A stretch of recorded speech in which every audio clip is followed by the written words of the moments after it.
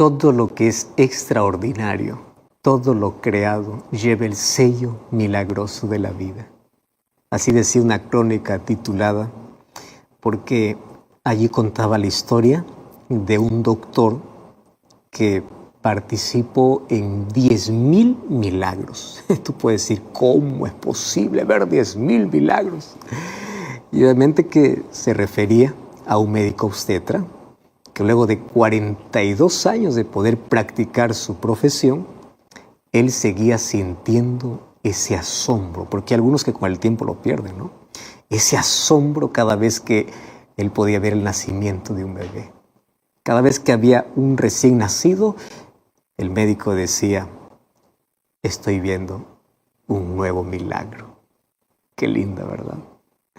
Por eso es que él decía, yo contemplo con alegría y con respeto el misterio de la vida. ¿Sabes que la vida en sí ya es un hecho sobrenatural? Desde que abrimos los ojos tenemos que agradecer a Dios.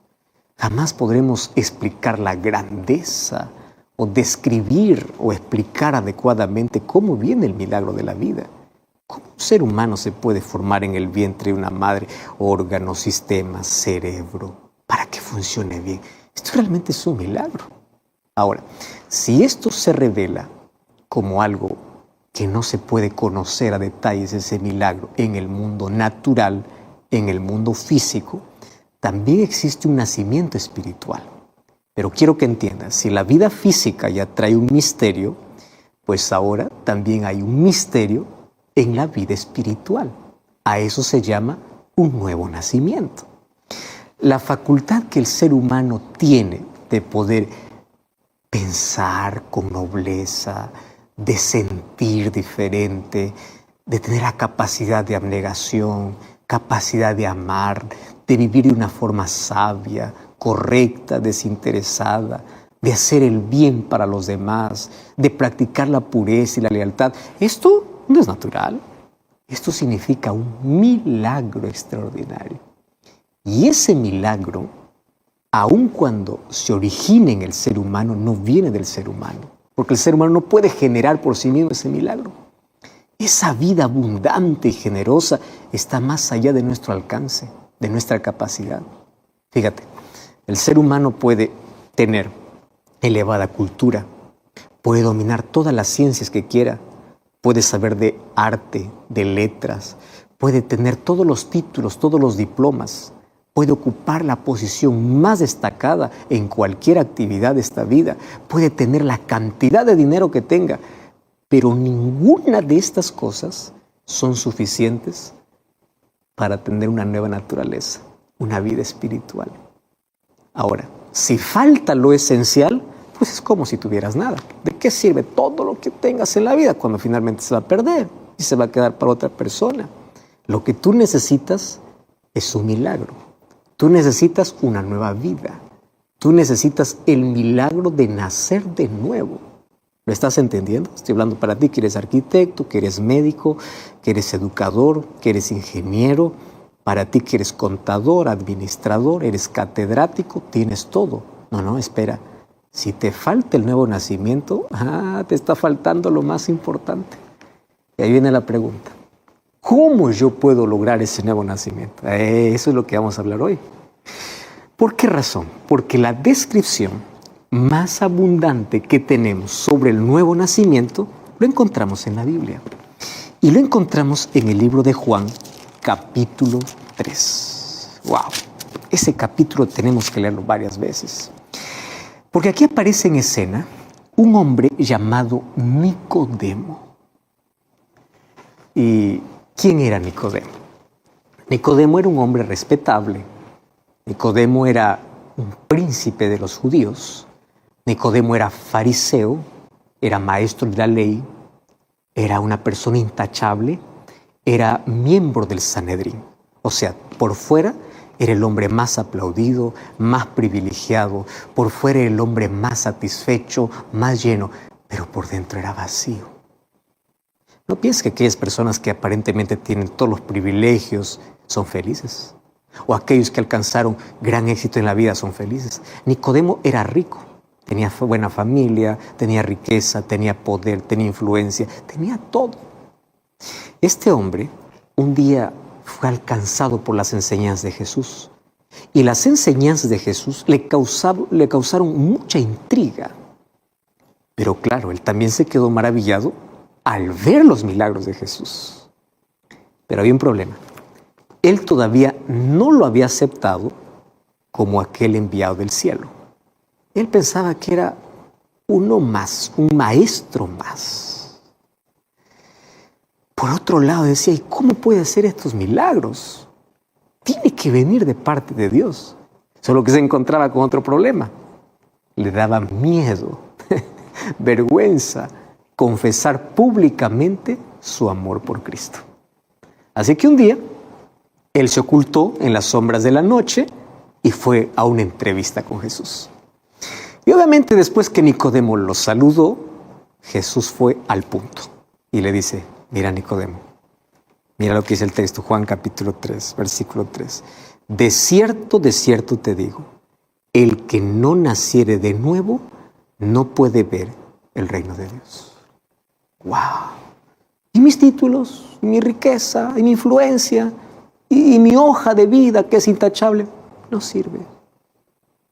No sirve ni tu influencia, ni tus títulos, ni tu conocimiento de teología.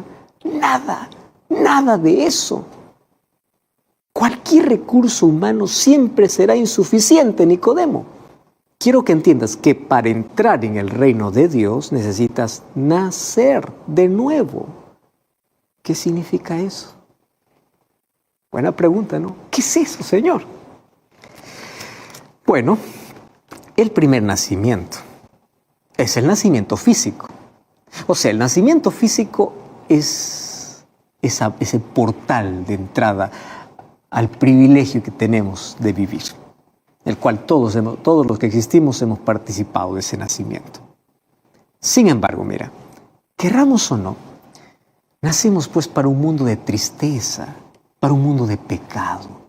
Bien lo describió Job. A mí me encanta cuando Job escribe en su libro, obviamente, o Job, el libro que lleva su nombre, Job capítulo 14. Versículo 1 y versículo 2 dice así: el hombre nacido de mujer, o sea, aquel que nació, corto de días, hastiado de sinsabores, sale como una flor y es cortado, huye como la sombra, no permanece. Qué triste, ¿verdad? Vida corta y la corta vida llena de sinsabores. Claro que tiene sus satisfacciones, pero los sinsabores son más. ¿Estás de acuerdo o no? Este texto es real. Un día, David, abrumado por sus faltas, en Salmo 51:5, decía, he aquí yo en maldad he sido formado, en pecado me concibió mi madre. O sea, ese primer nacimiento representa aquel nacimiento que es marcado por la mancha del pecado. Y el pecado trae terribles consecuencias de dolor y de muerte. Para eso nacimos. Sin embargo, Jesús enseñó que debemos nacer otra vez. ¿Lo estás entendiendo? O sea, ese nuevo nacimiento es diferente del primer nacimiento. El primer nacimiento ocurre sin nuestra decisión. Nadie decide nacer, ¿verdad? Pero el segundo nacimiento sí es una elección. Si tú entiendes esto, genial. Segundo nacimiento nadie te obliga, es una elección. Volvamos a esa entrevista de Jesús con Nicodemo. Juan capítulo 3, versículo 4 hasta el versículo 7. Y allí dice así, Nicodemo le dice, ¿cómo puede un hombre nacer siendo viejo? ¿Acaso puede entrar de nuevo al vientre de la madre? Tú sabes que entre los profundos conceptos aquí presentados por Jesús, obviamente se destaca la oposición que existe en una lucha, a lo cual Jesús los llama las obras de la carne y las obras del Espíritu. A mí me encanta porque aquí Jesús muestra estos dos mundos, una guerra entre la carne y el espíritu. Pastor, ¿y dónde está eso? Aquí Jesús le dice en el versículo 6, lo que es nacido de la carne, carne es, y lo que es nacido del espíritu, espíritu es. Una lucha, una oposición entre dos cosas diferentes. Lo que es nacido de la carne, carne es. Lo que nació del espíritu, espíritu es. Entonces tú quieres nacer del espíritu, tienes que nacer de agua y del espíritu. Eso dice en el versículo 5. ¡Wow! Ahora, presta atención aquí. Aquí está hablando de asuntos espirituales y de cosas que se oponen entre sí de manera absoluta. Entonces, la carne, ¿qué cosa hace? Te conduce a la muerte. Y el espíritu o el nacimiento espiritual te conduce a la vida eterna. Entonces, aquí tenemos dos opciones. Si nacimos solamente una vez, nuestro destino es la muerte. Si volvemos a nacer, tenemos esperanza de vida eterna. Pastor, yo no estoy entendiendo. ¿Qué es eso de la carne? Déjame explicarte. Cuando habla lo que es nacido de la carne, carne es, está hablando de nuestra naturaleza pecaminosa. La naturaleza con la cual todos venimos a este mundo, todos nacimos. Esa naturaleza, pues, la que tú heredas, la que heredamos de nuestros padres. Aquellas inclinaciones pecaminosas, aquellos gustos degradados, aquellas cosas que no nos hacen bien, pero lo practicamos. ¿Estás entendiendo de verdad? Aquellas cosas que heredamos. ¿Y qué cosa es espíritu? Ahí cambia. Porque cuando dice espíritu, está hablando de una naturaleza renovada, de una naturaleza regenerada. Y eso es el resultado de la obra del Espíritu Santo en la vida del creyente. Por eso es que Cristo mismo enseñó esta profunda verdad. Y Él dice, para poder entrar en el reino de los cielos, hay que nacer de nuevo. O sea, nacer de nuevo no es opcional. No. Nacer de nuevo es indispensable. Es necesario que nazcas de nuevo. Eso dijo Jesús. Ahora, existen en el mundo varias religiones, obviamente, y todas las religiones prometen una vida futura. Pero quiero que entiendas que en el cristianismo demanda de una necesidad de un nuevo nacimiento ahora. ¿Correcto? Es que en el futuro va a cambiar. El nuevo nacimiento tiene que ocurrir ahora. Si quieres entrar al reino de los cielos, nace de nuevo.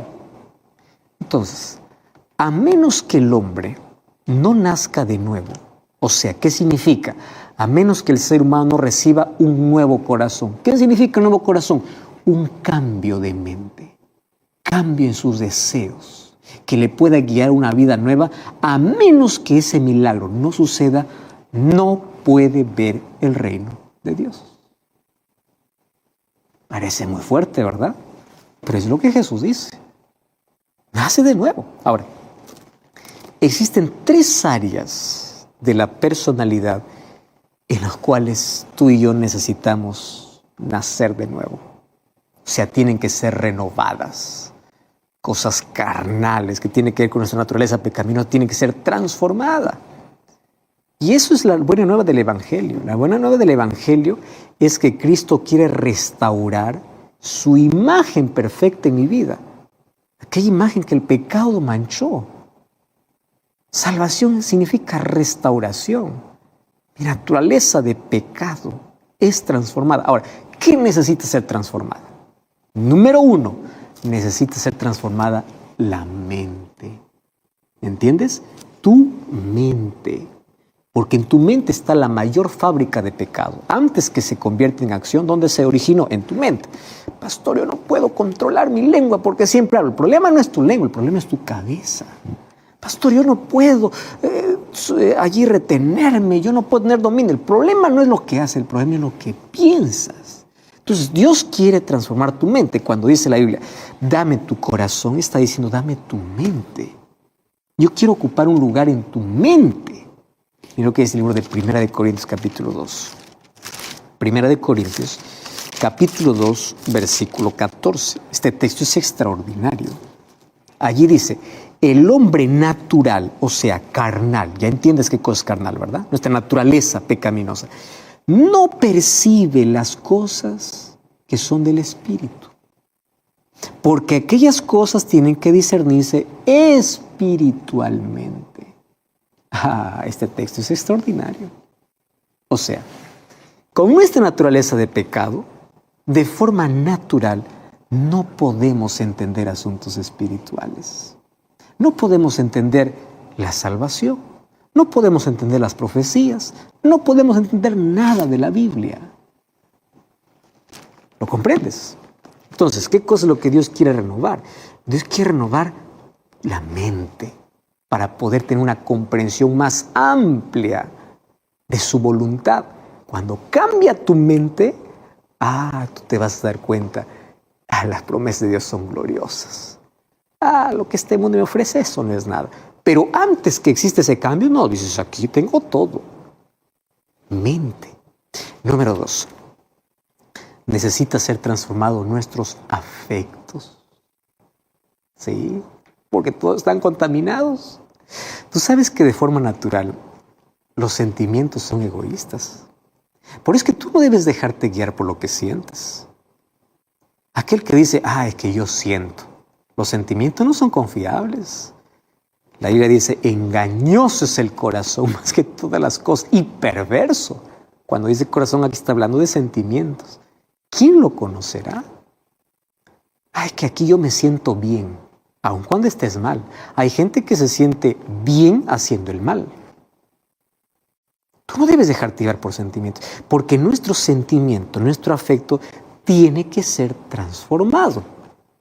Mira lo que dice el libro de Primera de Juan, capítulo 2, versículo 15 y versículo 16.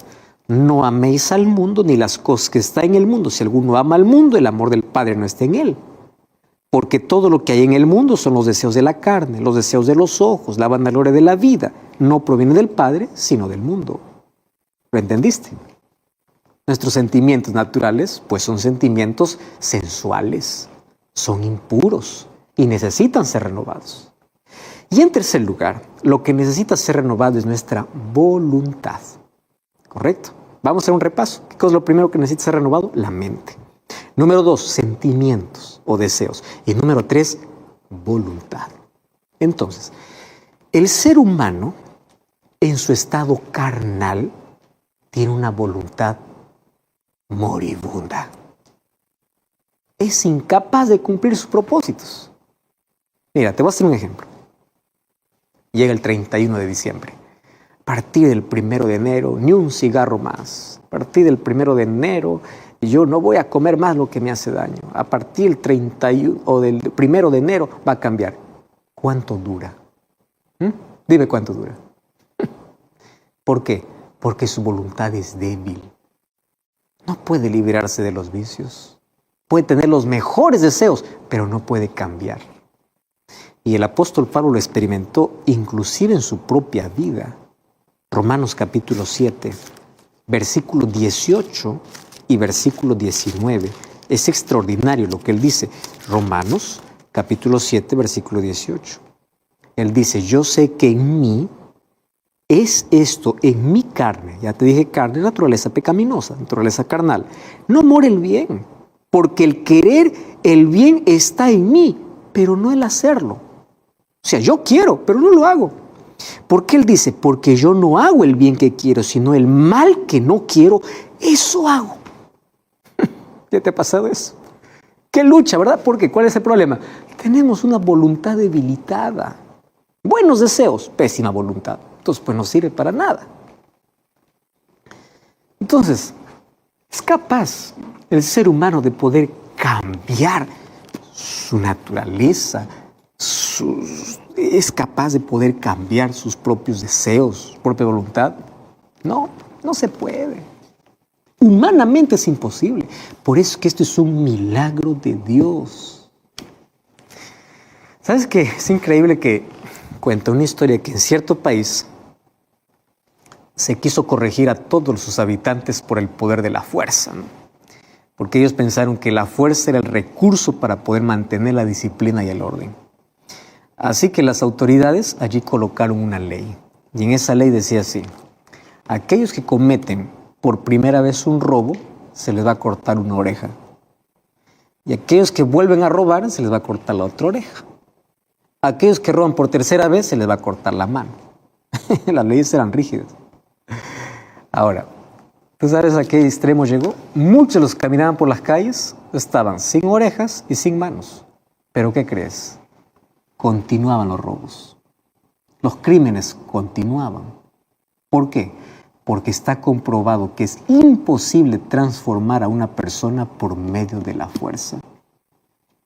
Es más, se multiplican las cárceles, las condenas pueden ser cada vez más rigurosas, pero eso no cambia la conducta de nadie. Ni la fuerza, ni la educación, ni el poder de la voluntad, ni todos los factores externos, todo lo que tú quieras usar, nada de eso es capaz de poder cambiar a una persona. Yo conozco personas con títulos, con grados, con dinero, que tienen una lucha y no pueden cambiar. ¿Sabes por qué? Porque la transformación es sobrenatural y eso ocurre dentro del corazón. O sea, el secreto de una vida nueva y abundante solo es Cristo. Entiéndelo. Cuando entiendes esto, ya te libras de tantas batallas. Y ahí viene la pregunta: ¿cómo yo puedo recibir a Jesús? ¿De qué manera Él puede obrar en mí, trayendo la naturaleza espiritual? Para eso vamos a Juan capítulo 14. Juan capítulo 14, versículo 17 y versículo 18 encontramos una respuesta extraordinaria. Allí dice: el Espíritu de verdad, el cual el mundo no puede recibir porque no le ve ni lo conoce, pero vosotros le conocéis porque mora con vosotros y estará en vosotros. No os dejaré huérfanos, vendré a vosotros. ¿Qué quiere decir esto? Cristo viene a nosotros por medio del Espíritu Santo. Y el único modo como Cristo vive en el ser humano es a través del Espíritu Santo. ¿Y cuál es la obra del Espíritu Santo? La obra del Espíritu Santo no es hacerte hablar en lenguas. La obra del Espíritu Santo no es picos de sensaciones y emociones. La obra del Espíritu Santo es múltiple. Por ejemplo, en la Biblia yo encuentro: el Espíritu Santo consuela. Juan capítulo 14, versículo 16. El Espíritu Santo enseña. Eso dice Juan capítulo 14, versículo 26. Él os enseñará. El Espíritu Santo guía. ¿Entiendes? Eso dice Juan capítulo 16, versículo 13. El Espíritu Santo glorifica a Cristo. Eso dice Juan 16, 14. Glorifica. Pero Juan 16, 8 dice que el Espíritu Santo convence de pecado. Todas esas cosas son la obra del Espíritu Santo. Te enseña, te guía, te consuela, te muestra a Cristo. Esa es la obra del Espíritu Santo. Ahora, una de las obras más significativas del Espíritu Santo es esta de convertir. ¿Qué es conversión? La regeneración del ser humano. De poder producir en nuestra vida un nuevo nacimiento. O sea, eso no es tu trabajo. Tu trabajo es aceptar que Dios pueda trabajar en ti. Eso es todo. ¿Cómo lo hace Dios? Mira, el libro de Tito nos enseña una lección importantísima. Tito capítulo 3, versículo 3 hasta el versículo 5. Tito 3, versículo 3 dice así: cuando se manifestó la bondad de Dios nuestro Salvador y su amor para los hombres.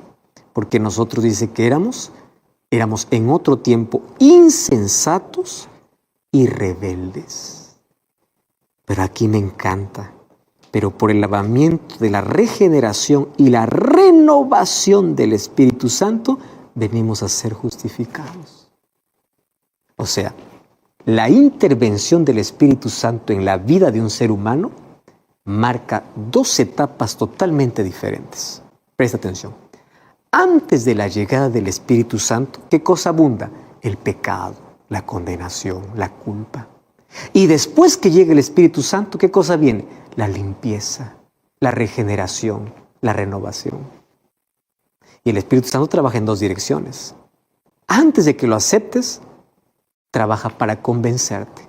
Una vez que aceptas a Cristo en tu vida, trabaja para transformarte. Primero trabaja de afuera hacia adentro para convencerte, luego de adentro hacia afuera para transformarte.